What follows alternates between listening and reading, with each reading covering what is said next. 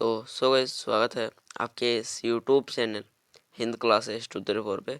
तो आज को हम लोग देखने वाले हैं जो आपका 7 नवंबर का वीकली टेस्ट हुआ आंसर की देखने वाले हैं, ठीक है। और जिसका नहीं हुआ है वो देख लीजिए जो आंसर है, ठीक है, जैसे कि आप जाके वहाँ पर लिख सको, ठीक है। तो ये जो वीडियो है आपके weekly test social science class 10 के लिए बहुत ज़्यादा इंपॉर्टेंट होने वाला है। 40 मार्क्स का होगा, ठीक है। 60 मिनट का समय मिलेगा, ठीक है। तो चलिए वीडियो को शुरू करते हैं बिना बवक किए। चलिए क्वेश्चन की ओर चलते हैं।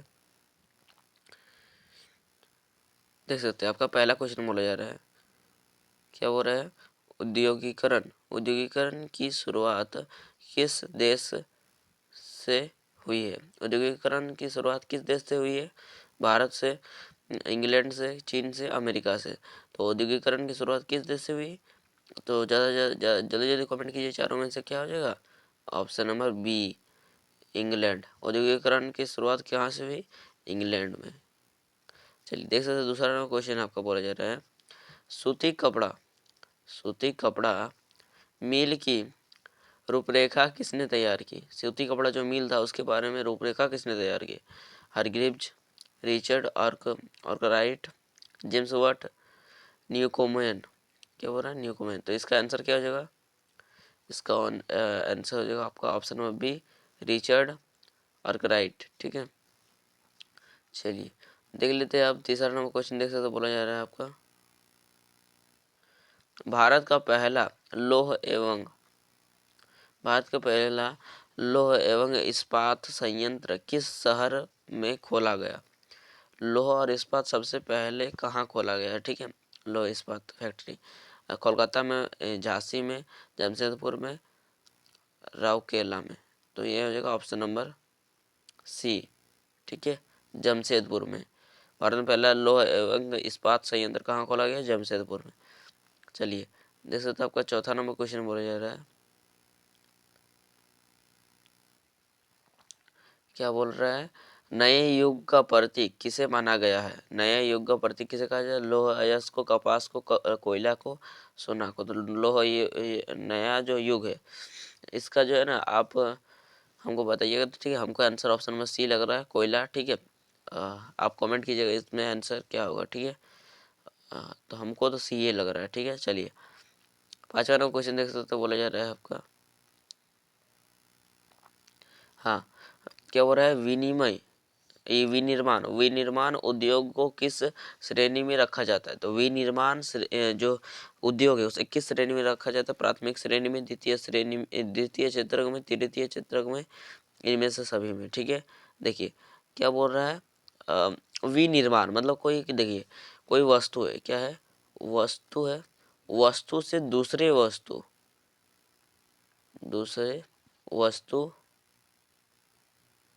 का क्या, दूसरे वस्तु का निर्माण हो रहा है, ठीक है। मतलब क्या हुआ, नया वस्तु बना, एक वस्तु से नया वस्तु बनता है, तो विनिर्माण। नया एक वस्तु से दूसरा वस्तु बना, दूसरा हो गया, तो ठीक है। तो उसे क्या कहा जाता है?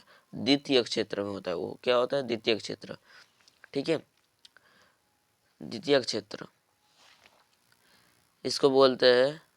प्राथमिक क्षेत्र कृषि विऋषि ये सब आता है। द्वितीय क्षेत्र में जो ये होते हैं, जैसे कि हम लोग का किससे, जो गन्ने से होते हैं, हम लोग चीनी बनाते हैं, गुड़ बनाते हैं, ये हो जाएगा द्वितीय। तृतीय में सेवा क्षेत्र, जैसे कि दुकानदार, ट्यूशन पढ़ाना, ये सब क्या होता है? सेवा क्षेत्र। चलिए उसका देख सकते हैं छठा नंबर क्वेश्चन है, निम्न में से कौन सा देश विश्व में जूट और कच्ची सॉरी जूट और कच्ची जूट से बनी वस्तुओं का सबसे बड़ा उत्पादक है? कौन सा देश सबसे जूट मतलब कच्ची जूट का सबसे बड़ा उत्पादक कौन है? तो ऑप्शन ए है अमेरिका, ऑप्शन बी है भारत, ऑप्शन सी है ब्राजील, ऑप्शन डी है पाकिस्तान। तो इसका जो आंसर है ना, हमारा प्रिय क्या, भारत, ऑप्शन नंबर बी। चलिए देख लेते हैं आपका कितना नंबर क्वेश्चन।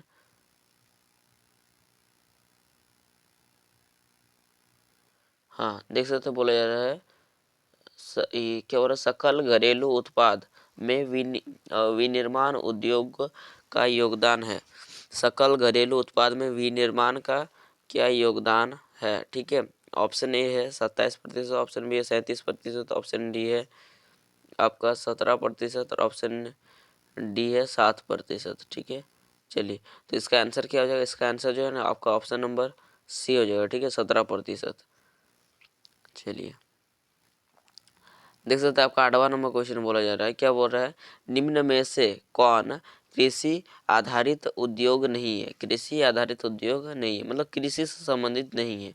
रबड़, रबड़ क्या है? कृषि से संबंधित है। ठीक है, उद्योग क्या हो रहा है? लौह इस्पात उद्योग, लोह कौन? लोहा ये सब कृषि है? नहीं है। ठीक है, जूट ये कृषि है। ठीक है, मतलब कृषि से संबंधित है। चीनी ये भी कृषि से संबंधित है। चीनी किससे संबंधित है? गन्ना से, गन्ना से कृषि से संबंधित है। तो ये सभी क्या है? ये तीनों जो है ना, ये क्या है? ये तीनों जो है ये क्या है? कृषि आधारित उद्योग है। परंतु जो ऑप्शन नंबर बी है ये कृषि आधारित उद्योग नहीं है। ठीक है, चलिए देख लेते हैं आपका। देख सकते हैं 9 नंबर क्वेश्चन।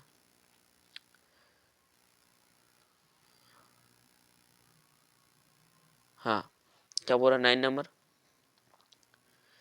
लोकतांत्रिक, लोकतांत्रिक शासन व्यवस्था का कौन सा मूल्य नहीं है? लोकतांत्रिक शासन व्यवस्था मतलब कौन नहीं होता है? समानता, विधि का शासन, न्याय, असंहिता, असहीन गुणता। तो क्या हो जाएगा? इसका आंसर हो जाएगा असहीन गुणता, ऑप्शन नंबर डी। ठीक है, चलिए 10 नंबर क्वेश्चन देख लेते हैं।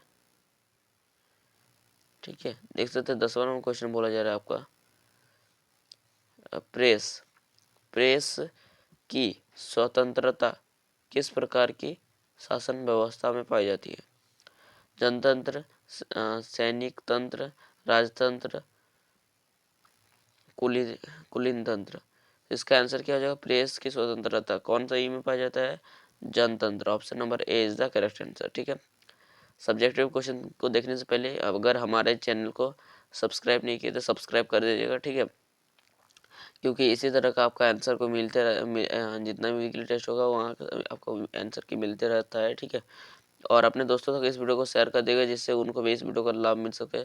और ये जो है 100% सही आंसर है। ठीक है, जितना भी आंसर बताया। ठीक है, और क्या है, ये जितना भी क्वेश्चन था ना, अगर वीकली टेस्ट नहीं हुआ है तो सबको आपको याद कर लीजिएगा। ठीक है, और डिस्क्रिप्शन में व्हाट्सएप चैनल का लिंक दिया हुआ है, वहाँ से अपने दोस्तों तक मतलब ग्रुप को भी आप ग्रुप में ऐड हो जाइएगा, जिससे कोई भी नोटिफिकेशन आएगा तो सबसे पहले आपको व्हाट्सएप ग्रुप में मिलता है। ठीक है, चलिए चलते हैं सब्जेक्टिव क्वेश्चन की ओर। चलिए देख सकते हैं आपका सब्जेक्टिव क्वेश्चन बोला जा रहा है पहला, वैश्वीकरण से आप क्या समझते हैं? ठीक है, देखिए हम इसका आंसर बताते हैं। देखिए आप सुनिएगा अच्छा से, आपको 100% समझ में आएगा। ठीक है, 100% समझ में आएगा। देखिए वैश्वीकरण से क्या समझते हैं? देखिए विश्व के विभिन्न देश, और विश्व के विभिन्न विश्व के विश्व के विभिन्न देशों, मतलब देखिए बहुत सारा विश्व हमारा वर्ल्ड वर्ल्ड मैप में बहुत सारा देश है। ठीक है, विश्व के विभिन्न देशों को अर्थव्यवस्था, अर्थव्यवस्था मतलब पैसा, मतलब पैसा कैसे जोड़ेंगे? अर्थव्यवस्था,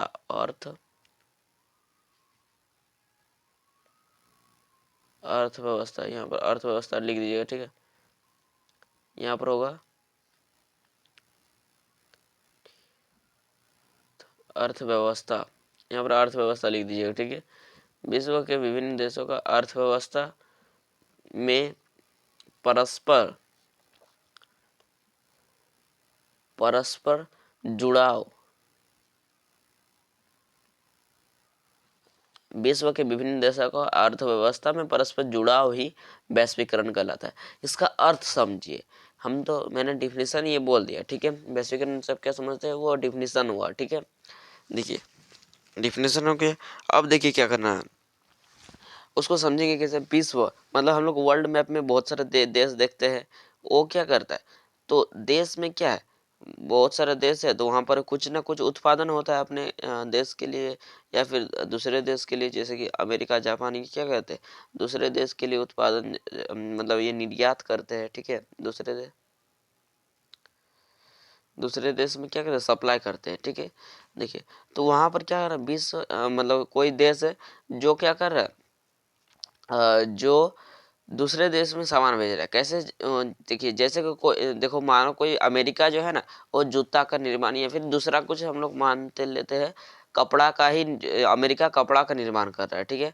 तो वो कपड़ा को क्या कर सकता है, वो विश्व मतलब पूरा विश्व के विभिन्न देशों में बेच सकता है। जितना भी वर्ल्ड मैप में जितना देश है वहां पर भी वो बेच सकता है, ठीक है, बेच सकता है। तो ये किसके कारण संभव है, यही अर्थ वैश्वीकरण के कारण ही संभव है। अगर वैश्वीकरण नहीं होता तो दूसरे देश में नहीं बेच सकता, ठीक है, वो देश उसका उससे पूंजी नहीं बढ़ता, ठीक है, दूसरे देश में बेच सकता है। और अर्थ क्या बोल सकते हैं, औद्योगिकरण और वैश्विक क्या बोल सकते हैं,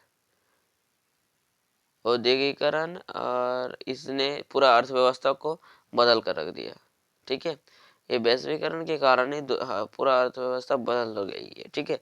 चलिए देखते हैं नेक्स्ट क्वेश्चन, ठीक है, समझ में होंगे, इतना समझा दिया था। चलिए देख सकते हो, नेक्स्ट नेक्स्ट क्वेश्चन है, राजनीतिक दलों के कार्य का वर्णन करें। इसको भी समझ लेते हैं। राजनीतिक दल के क्या कार्य होते हैं, जैसे कि पहला, राजनीतिक दल के लिख दीजिएगा, राजनीतिक दल के निम्नलिखित कार्य होते हैं, ठीक है। पहला क्या करते हैं, चुनाव कराना, राजनीतिक दल का चुनाव कराना, चुनाव कराना, ठीक है। उसके बाद कोई देखो, आचार संहिता लागू करना, क्या करना, आचार, देखिएगा जब देखिए मुख्यमंत्री हेमंत सोरेन जी थे ना, उससे 15 दिन आगे आचार संहिता लग गया था, आचार संहिता, आचार संहिता लागू कर हो जाता है। ये जो राजनीतिक दल है यही होता है, आचार संहिता लागू कर देता है, ठीक है। उसके बाद क्या करता है, ये जो राजनीतिक दल होता है, ठीक है, राजनीतिक दल ही डेट दिन मतलब जो चुनाव होगा, चुनाव का दिन घोषित करता है। क्या होगा, चुनाव का दिन घोषित, चुनाव का दिन घोषित, चुनाव का दिन घोषित करता है। राजनीतिक दल ही चुनाव का दिन ही घोषित करता है। और क्या करता है, राजनीतिक दल जो होता है ना, चुनाव करवाता है। उसके बाद और बहुत से पॉइंट होते हैं, ठीक है।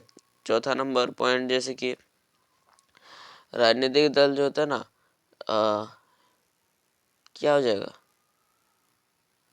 राजनीतिक दल ही चुनाव चिन्ह घोषित करता है। ये सब मतलब बहुत सारा पॉइंट होता है, 5 पॉइंट लिख दीजिएगा आपको, ठीक है, नंबर मिल जाएगा, फुल नंबर मिल जाएगा, ठीक है। तो चलिए मिलते हैं नेक्स्ट वीडियो में, और तब तक के लिए बाय, जय हिंद, जय भारत। और सब्जेक्टिव क्वेश्चन को देखना चाहते हैं तो वीडियो को क्या कीजिएगा, कमेंट कीजिएगा, ठीक है। चलिए बाय।